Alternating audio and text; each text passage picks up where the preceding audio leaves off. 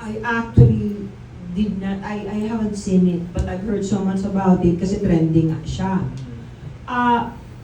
Dun sa kapirasong nalalaman ko, wrong choice of words talaga. Parang hindi maganda. At saka, hello, may nanay ka ba? May kapatid ka bang babae? May asawa ka ba?